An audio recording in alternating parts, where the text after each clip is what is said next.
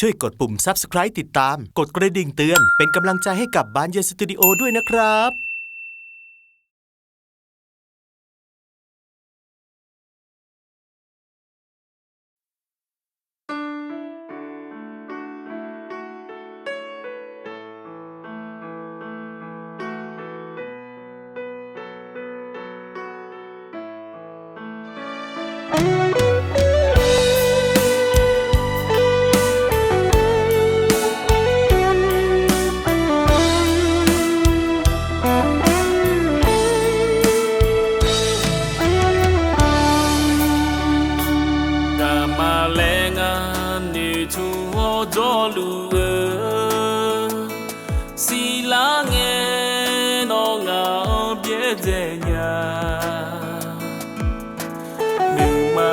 Sinu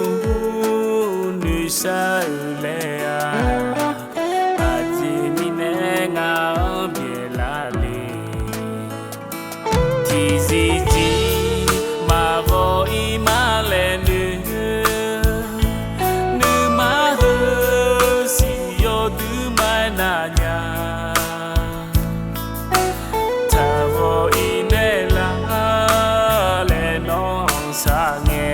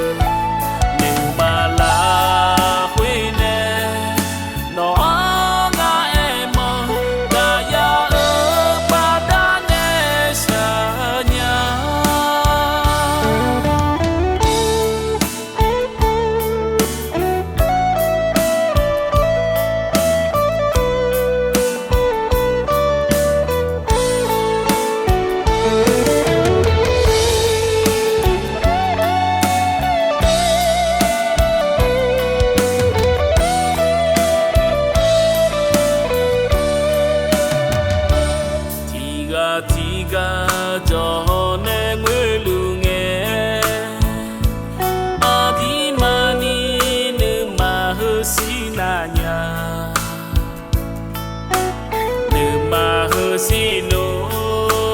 no joga llama silange no ngao biela nyai mama pino ngaganyale atomi yamago ishihe mala huine no